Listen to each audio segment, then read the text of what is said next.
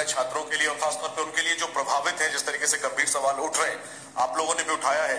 तो supreme court monitored जांच की मांग आपने की है, क्या कोई टाइमलाइन आप लोग अपनी तरफ से चाहते हैं कि इतने दिनों में ये जांच पूरी हो और इसको लेकर के स्थिति स्पष्ट हो? अगर दोबारा परीक्षा करवानी होगी तो उसमें भी काफी समय लगेगा, इस पर आप कुछ कहना चाहिए? जैसा कि आप पढ़े लिखे आदमी हैं, खुद ही एग्जाम दिए हैं, तो आपको तो मालूम है। तो अब सब लोग यहाँ पढ़े लिखे लोग हैं, एग्जाम देते रहे हैं।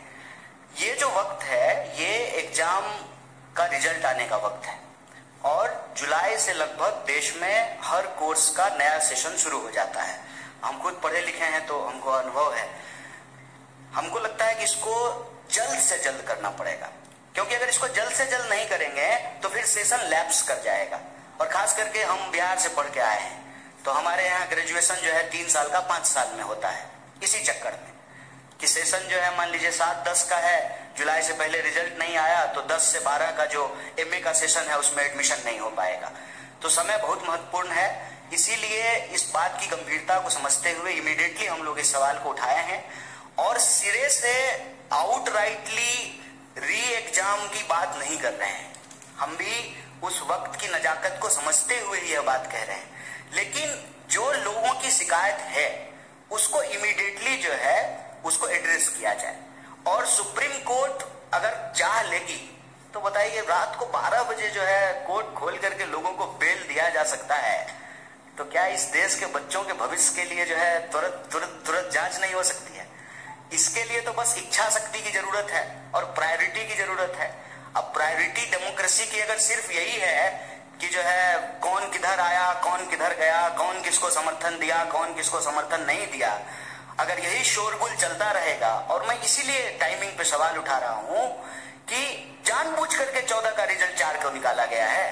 पता है कि 4 को जो है देश में इतना बड़ा चुनाव हुआ है, पूरा देश जो है उस डिस्कशन में बिजी हो जाएगा। 4 तो छोड़िए, देश तो 1 तारीख से ही बिजी हो गया था।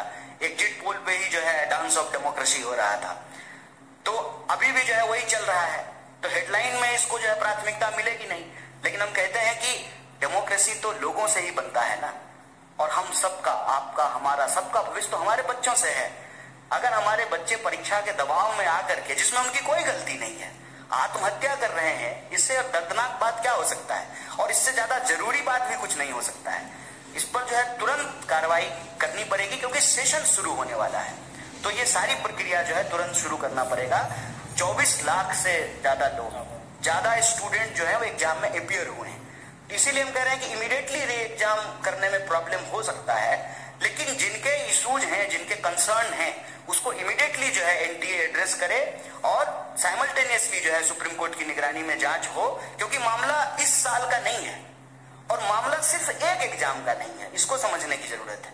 आप कोई भी एग्जाम उठा के देख लीजिए, देश में हर एग्जाम की कमोबेश यही हालत हो गई है। आप देखिए कि ग्रुप डी का भी अगर एग्जाम होता है रेलवे का, तो रेल में चढ़ने के लिए, ट्रेन में चढ़ने के लिए जगह नहीं होती है। मंदिर, मस्जिद, गुरुद्वारा, धर्मशाला, प्लेटफॉर्म, कोई ऐसी जगह नहीं है जहां बच्चे जो हैं वो गमछा डाल करके सो नहीं रहे। देश में होने वाले किसी भी एग्जाम की हालत आप देख लीजिए, किसी भी एग्जामिनेशन सेंटर के बाहर जाकर के देख लीजिए। ये एक देश के लिए गंभीर विषय है। समय की नजाकत को समझते हुए इसको तुरंत करना चाहिए, ये हमारी मांग है।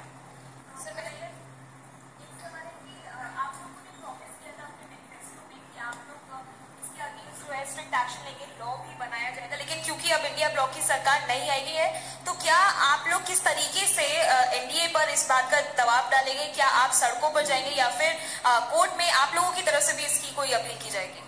देखिए, एक अव्वल तो ये जान लीजिए कि विद्यार्थी इस देश के किसी राजनीतिक पार्टी या राजनीतिक दल के मोहताज नहीं है। और मैं आपको पीछे हुए 4-5 आंदोलनों का एक उदाहरण दे सकता हूं। कोई लीड नहीं कर रहा था, चाहे एसएससी का मामला हो, अग्निपथ का मामला हो, किसी भी एग्जाम में जो गड़बड़ी हुई है या गलत नीति सरकार लेकर के आई है, उसको कोई पॉलिटिकल पार्टी लीड नहीं कर रही थी। साइमल्टेनियसली जो है, क्योंकि जिसका जीवन उससे जुड़ा हुआ है, जिसका पूरा का पूरा भविष्य उससे जुड़ा हुआ है, उसके पास सड़क पर निकलने के अलावा कोई रास्ता नहीं बचता है। तो पॉलिटिकल पार्टी के मोहताज नहीं है। लेकिन उन विद्यार्थियों को हम ये कहना चाहते हैं कि इस देश की जिम्मेदार विपक्ष होने के नाते, इस देश की सबसे बड़ी विपक्षी पार्टी होने के नाते, इस देश का one of the biggest student organization के बिहाफ पर हम आपको कह रहे हैं कि स्टूडेंट को हम साथ देंगे और हमारे लिए गंभीर विषय है। चुनाव पर चर्चा करने की बजाय, सरकार बनेगी कि नहीं बनेगी इसकी चर्चा करने की बजाय, अगर हम नीट के सवाल को प्राथमिकता दे रहे हैं तो आप हमारा कंसर्न समझ सकते हैं। हमारी सरकार नहीं बनी है, ठीक बात है। हमारी सरकार अगर बनी होती तो ये प्रेस कॉन्फ्रेंस करने की जरूरत ही नहीं पड़ती।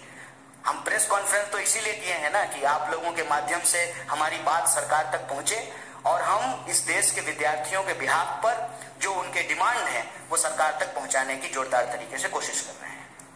सर मेरा सवाल ये है, प्रदर्शन के मामले में आपको मैं बता दूं, ऑलरेडी कई जगह पे प्रोटेस्ट हो रहे हैं।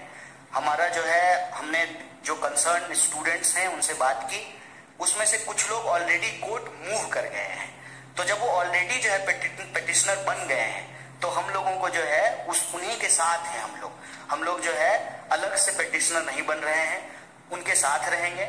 और दूसरा ये कि हम तुरंत जो है एनटीए के साथ जो है एक डेलीगेशन भी मिलेगा और जो विद्यार्थी आंदोलन कर रहे हैं उनके साथ हम पूरी तरह से खड़े हैं और हमारा पूरा नैतिक समर्थन है। सर लगातार जिस तरीके से नीट के एग्जाम में हम देख रहे हैं गड़बड़ी हुई है, इसमें बहुत सारे ऐसे बच्चे हैं जिनके पास टाइमिंग का इशू रहा होगा, जो एग्जाम के लिए अपियर किए होंगे, काफी सालों से भी कर रहे होंगे, तो उनकी भी कुछ मांगी होंगी, उसके लिए आप क्या कुछ कहना चाहेंगे?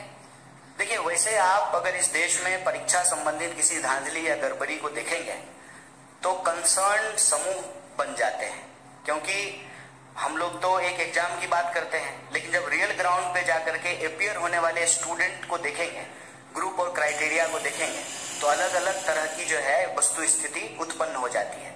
मान लीजिए जिनका लास्ट अटेम्प्ट है या जिनका एज का बात है, तो उनका रहता है कि हम री एग्जाम कराएं। हम इसको लेकर के अपनी तरफ से कोई बात नहीं कह रहे हैं, जो विद्यार्थियों की तरफ से मांग आ रही है उसी को रीइटरेट कर रहे हैं। पहला, इमीडिएटली जो है रिड्रेशन हो, जो भी इशूज आ रहे हैं उसको। दूसरा, इसकी जो है निष्पक्ष जांच हो। और तीसरा कि अगर ये पाया जाता है कि इसमें गड़बड़ी हो तो री एग्जाम हो। इसके 3 स्टेप्स जो है हम लोग ले रहे हैं। और वो जो इशूज हैं आपके, उसको संबंध में भी आपको बता दें कि एक बार अगर सरकार बात को मानने के लिए तैयार होती है तो एज क्राइटेरिया को भी रिलैक्सेशन दिया जाता है और अटेम्प्ट का भी जो है रिलैक्सेशन दिया जाता है। मैं आपके सामने यूपीएससी का ही एग्जाम्पल देता हूं। जब सीसेट लागू किया गया था उस वक्त कांग्रेस पार्टी की ही सरकार थी, उसकी वजह से जो है ये प्रॉब्लम क्रिएट हुआ था और फिर सरकार ने जो है अटेम्प्ट का और एज का रिलैक्सेशन दिया था। सरकार ही तो हर नियम कानून बनाती है ना। सरकार अगर कंसर्न है विद्यार्थियों के भविष्य को लेकर के तो वो जो है अटेम्प्ट का भी रिलैक्सेशन दे सकती है, एज का भी रिलैक्सेशन दे सकती है। कन्हैया जी, टीडीपी ने कहा है कि मुस्लिम आरक्षण जारी रहेगा। चुनाव में आपने देखा होगा कि अभी नीट पे बात कर लेते हैं। हालांकि ये सवाल जो है ना प्रधानमंत्री जी से पूछना चाहिए कि जो अपने भाषणों में सबसे ज्यादा इस बात को बोले हैं और उससे ठीक कॉन्ट्राडिक्टरी बात करने वाली पार्टियां उनके साथ है। सिर्फ टीडीपी की बात नहीं है, जेडीयू भी है, वही पोजीशन है, टीडीपी भी है, जेडीएस भी है। इनफैक्ट आपको मालूम है कि कर्नाटक में जो है जेडीएस ने ही सबसे पहले इसकी शुरुआत की थी। तो ये सवाल मेरे ख्याल से भाजपा के प्रवक्ता और आदरणीय प्रधानमंत्री जी से पूछा जाना चाहिए। और कोई सवाल? बहुत बहुत धन्यवाद आप सबको।